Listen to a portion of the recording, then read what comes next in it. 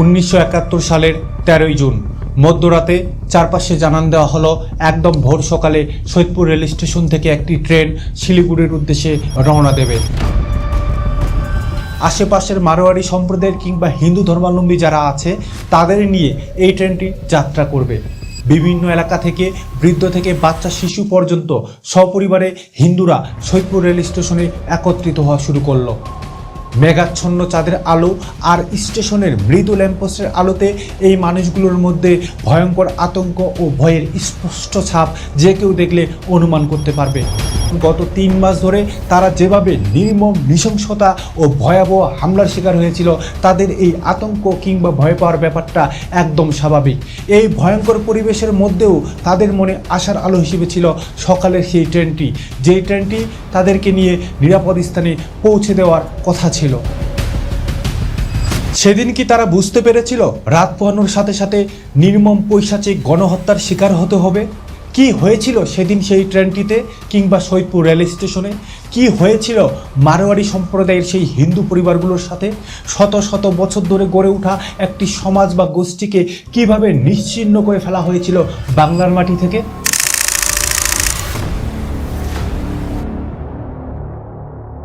সবাইকে নমস্কার, আমি বকুল চন্দ্র বর্মন, ভয়েস অফ মাইনরিটিসের পক্ষ থেকে আমাদের আজকের এই রিপোর্টে আপনাদের সবাইকে স্বাগতম জানাচ্ছি।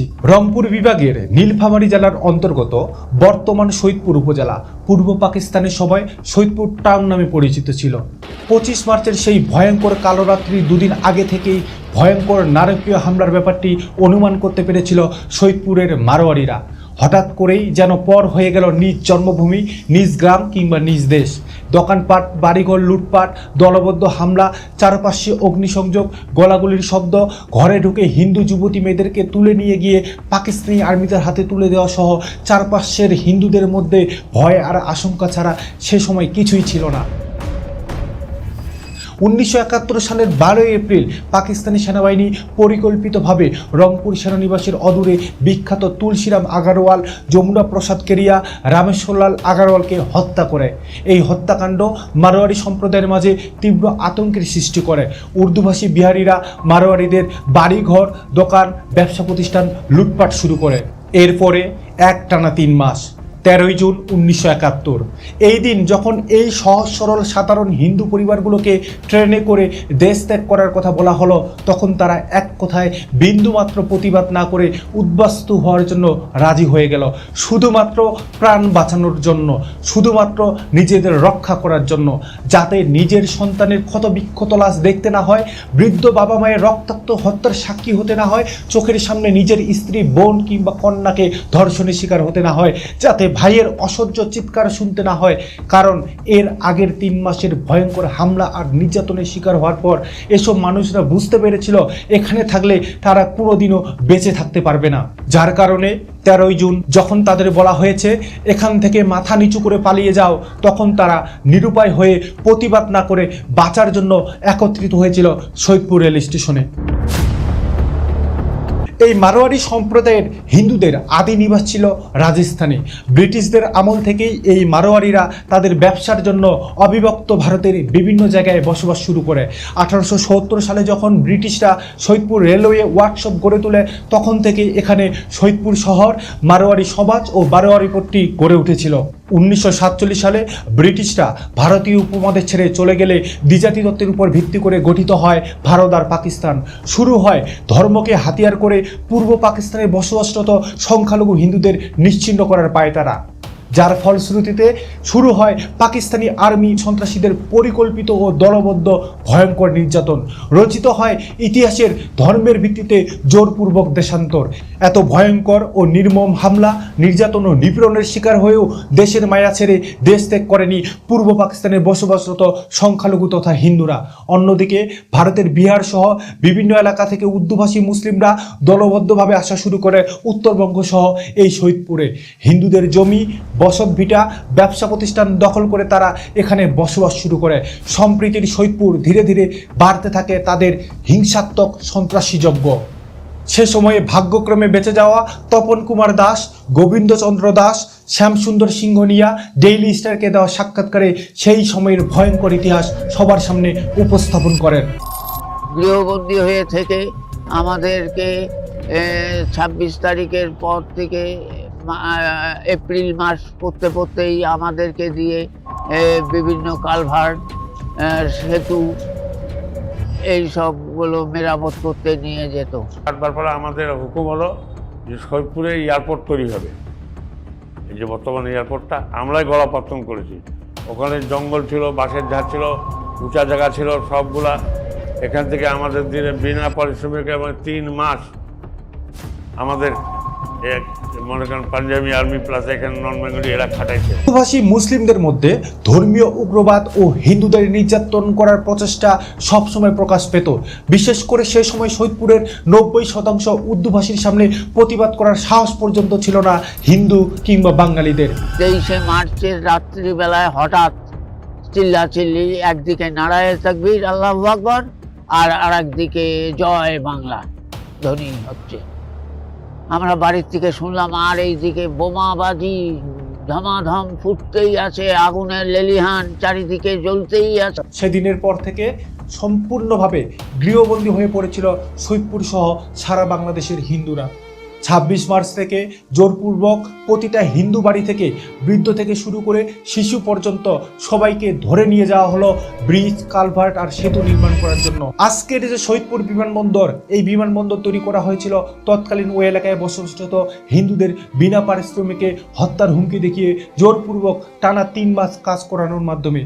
পাকিস্তানি আর্মি, স্থানীয় আল শামস, নাগরিক শান্তি কমিটি, জামায়াত ইসলামী, আলবদর রাজাকার সহ সন্ত্রাসীরা ধরে ধরে হিন্দুদের নিয়ে গিয়েছিল সেখানে বিনা পারিশ্রমিকে কাজ করানোর জন্য। কাজ করতে অস্বীকৃতি জানালে কিংবা কোনো ত্রুটি হলে পাকিস্তানি আর্মিরা নির্মমভাবে অত্যাচার চালাতো হিন্দুদের উপর। 15 বছর বয়সী কিশোর থেকে 65 থেকে 70 বছরের বৃদ্ধদেরকেও জোরপূর্বক কাজ করানো হতো সেই সময়। মনে করেন যে আর্মিরা আমাদের চাবুক দিয়ে পিটাতো, পেটিয়ে কাজ করাতো। এরকম 3 মাস আমরা যখন এয়ারপোর্টের কার্পেটিং হয়, কার্পেটিং হওয়ার পর বললো যা আমাদের কাজ হয়ে গেছে, এইটা সোলিং হয়, এখন তোমরা বাড়ি যাও, হ্যাঁ এখন কাজের দরকার পড়লে তোমাদের ডাকবো। অন্যদিকে বিমানবন্দরের কাজ শেষ হওয়ার পর ওই এলাকার হিন্দুরা জানতে পারে তাদেরকে হত্যা করে সেই রক্ত দিয়ে উদ্বোধন করা হবে সৈয়দপুর বিমানবন্দর। বিমানবন্দর শেষ হওয়ার দিন আমরা জানতে পারলাম যে আমাদেরকে মেরে ফেলা, আমাদের রক্ত দিয়ে বিমানবন্দর উদ্বোধন করবে। যার কারণে নিরুপায় হয়ে স্থানীয় হিন্দুরা পাকিস্তানি আর্মিদের মেজরের সাথে সাক্ষাৎ করতে গেলে মেজর জানায়, আপনারা পাকিস্তানের জন্য অনেক কাজ করেছেন, আপনাদের আর মারা হবে না, আপনাদের জন্য অন্য ব্যবস্থা করা হবে, আপনারা নিশ্চিন্তে থাকুন। পাকিস্তানি আর্মির মেজরের কথা শুনে সেখান থেকে সবাই বাড়ি ফিরে যায়। কিন্তু এর কয়েকদিন পরেই 6 জুন জামায়াত ইসলামী নেতারা হিন্দুদের বাড়ি বাড়ি গিয়ে সবাইকে বলল, আপনারা আমাদের শান্তি কমিটির অফিসে আসেন, আপনাদের সাথে আমাদের মেজর কথা বলবেন।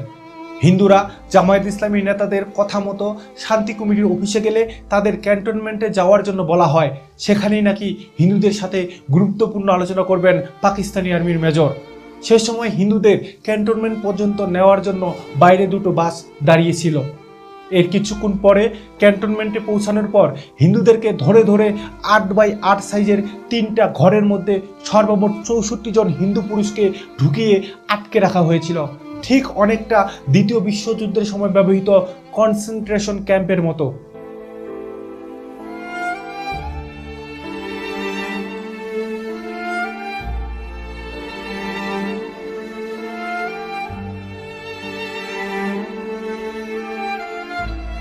এরপর সেই 13 জুন 1971 মধ্যরাতে ক্যান্টনমেন্ট থেকে কিছু বাস আর পাকিস্তানি আর্মি এবং সাথে স্থানীয় জামায়াত ইসলামী, রাজাকার, আলবদরদের নিয়ে হিন্দুদের বাড়ি বাড়ি গিয়ে দরজায় কড়া নাড়ে সবাইকে ডাকা শুরু করে।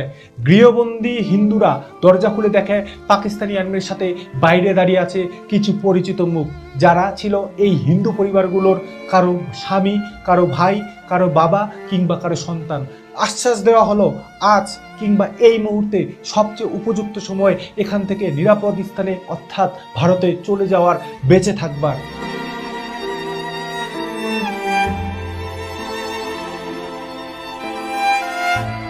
এই কথা শোনার পর প্রতিটা হিন্দু পরিবার নিজেদের সবাইকে নিয়ে উঠে পড়ে পাকিস্তানি আর্মিদের বাসে।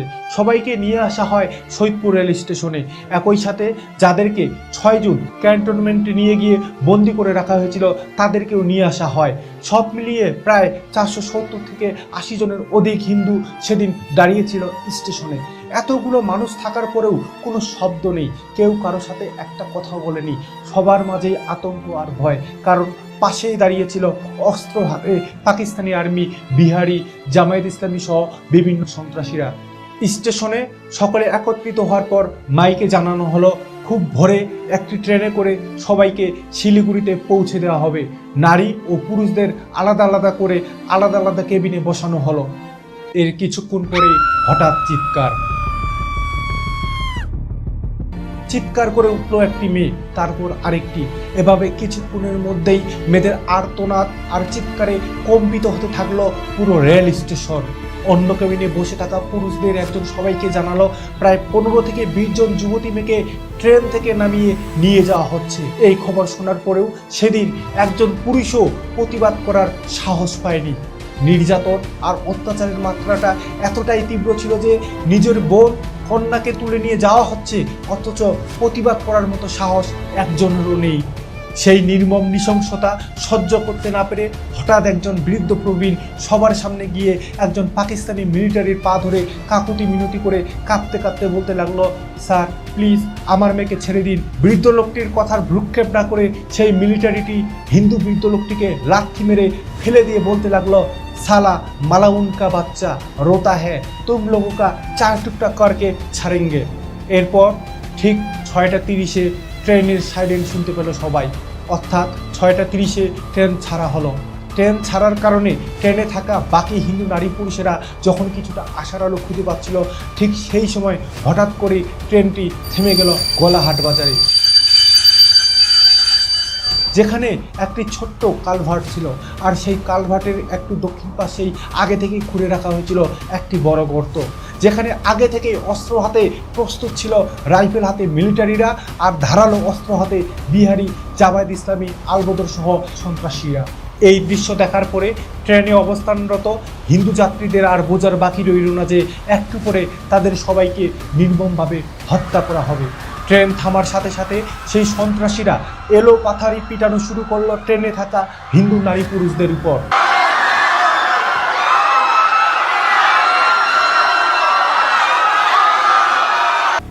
সকলের চিৎকার আর আহাজারিতে যখন চারপাশের পরিবেশটা ভয়ঙ্কর হয়ে উঠেছিল, ঠিক সেই সময় একজন জানালো একদম সামনের কেবিনে যারা ছিল তাদেরকে কুপিয়ে জবাই করে হত্যা করা হচ্ছে। এই কথা শোনার পর নারী পুরুষ সহ সকলেই প্রাণ বাঁচানোর জন্য হাত পা ধরে কান্না শুরু করে দেয়। এই সময় তপন দাস নামের একজন হিন্দু যাত্রী, যিনি সেদিন ভাগ্যক্রমে বেঁচে গিয়েছিলেন, পাকিস্তানি আর্মিদের অনুরোধ করে বলেন, আপনারা যেহেতু আমাদেরকে হত্যাই করবেন, দয়া করে গুলি করে হত্যা করুন। এর জবাবে পাকিস্তানি মিলিটারিদের একজন সেদিন বলেছিলেন, পাকিস্তানি সরকারের গুলি এত সস্তা নয় যে এটা খরচ করে তোমাদেরকে মারবো, তোমাদেরকে এখানে কুপিয়েই হত্যা করা হবে। এই কথা শোনার পরপরই কিছু তরুণ আর যুবক জানালা খুলে কয়েকজন পূর্ব দিকে এবং কয়েকজন পশ্চিম দিকে দৌড়ানো শুরু করলো, যাদের অধিকাংশই সেদিন গুলি খেয়ে মারা গিয়েছিল। কিছুক্ষণের মধ্যেই এক এক করে কুপিয়ে কেটে কেটে হত্যা করা হলো সকল যাত্রীদের। শিশুদের আশ্রিয়ে হত্যা করে সবার লাশ ফেলে দেওয়া হলো পূর্বে খুঁড়ে রাখা সেই গর্তে। যেই বিবাহিত নারীরা একটু কম বয়সী ছিল তাদের সেখানেই কয়েক দফায় ধর্ষণ করে গাড়িতে করে ধরে নিয়ে যাওয়া হয়। মুহূর্তের মধ্যেই রক্তের স্রোতে ভেসে গেল চারপাশটা। একে একে নির্মমভাবে হত্যা করা হয়েছিল প্রায় 447 জনের অধিক হিন্দুকে। সেদিনের সেই খরচা খাতা নামক ইতিহাসের এই ভয়ঙ্কর ও নির্মম গণহত্যা ইতিহাসে লেখা হয়েছিল প্রায় 447 জনের অধিক হিন্দু রক্তের বন্যায়। বারবার অনুরোধ করা হয়েছিল, দয়া করে আমাদের গুলি করে মারুন, এভাবে পশুর মতো আমাদের জবাই করে হত্যা করিলেন না। কিন্তু এত শত কাকুতি মিনতি করার পরেও সবাইকে কুপিয়ে আর জবাই করে হত্যা করেছিল সেই পাকিস্তানি মিলিটারি আর তাদের দোসররা। এত অনুরোধ করার পরেও মনুষ্যত্ব জাগেনি এই সন্ত্রাসীদের মধ্যে। ধর্মীয় অজ্ঞতা আর জাতিগত বিভেদ কতটা ভয়ঙ্কর হলে, মানুষ কতটা পৈশাচিক হলে হত্যাকাণ্ড পরিণত হয় উন্মত্ত উৎসবে। স্বাধীনতার কয়েকদিন পর যখন বেঁচে যাওয়া সেই তরুণেরা ফিরে এসেছিল, তখন তারা সেই গলাহাটে গিয়ে গর্ত থেকে তুলে অসংখ্য হার আর নারীদের চুলের বেণী বস্তায় ভরে কান্তজি মন্দিরের পাশে অবস্থিত নদীতে ভাসিয়ে দিয়েছিল। গলাহাটের সেই গণহত্যা আজও নীরবে সাক্ষ্য দেয় পূর্ব পাকিস্তানি হিন্দু সম্প্রদায়ের উপর সংগঠিত এক নিষ্ঠুরতম মানবাধিকার লঙ্ঘনের। শুধু হিন্দু হওয়ার অপরাধে ধর্মের দোহাই দিয়ে 1971 সালের 13 জুন কুপিয়ে জবাই করে নারকীয়ভাবে হত্যা করা হয়েছিল শত শত নিরীহ নারী, শিশু, বৃদ্ধ এবং যুবককে। প্রশ্ন হচ্ছে, এই বর্বরতা কি থেমে গেছে? ভয়ঙ্কর সত্য হলো না, এখনো থামেনি সেই নিপীড়নের ধারাবাহিকতা। স্বাধীনতার 54 বছর পেরিয়ে গেলেও বাস্তবতা বদলায়নি, বদলেছে কেবল নাম, চেহারা কিংবা পোশাক। কিন্তু সংখ্যালঘুদের উপর বৈষম্য, জমিদখল, লাঞ্ছনা, নির্যাতন, নিপীড়ন, অত্যাচার, ধর্মান্তরের চাপ সবই বহন করে সেই একই অমানবিক চেতনার উত্তরাধিকার, যার ফলে আজও কেউ সীমান্তের ওপারে আশ্রয় খুঁজে, কেউ নিঃশব্দে চোখের জল আঁকে হারানো প্রিয়জনের ছবি। এই ইতিহাস আমাদের ভুলে গেলে চলবে না। গলাহাটের রক্তাক্ত অধ্যায় শুধু স্মরণীয় নয়, বাংলাদেশি হিন্দুদের জন্য একটি সতর্ক সংকেত, একটি হুঁশিয়ারি।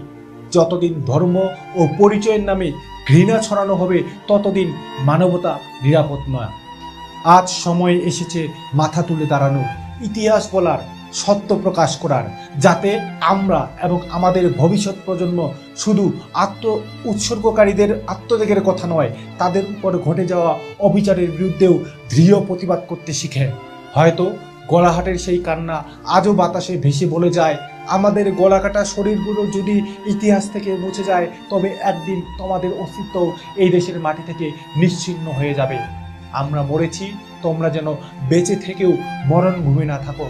চোখ খুলে দেখো, মুখ খুলে সত্য বলো, নয়তো ইতিহাসের চাকা ঘুরে তোমাদেরকেও দিতে হবে আমাদের মতোই প্রাণের বলিদান।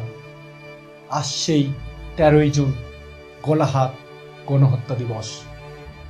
বকুল চন্দ্র বর্মন, ভয়েস অফ মাইনরিটিজ।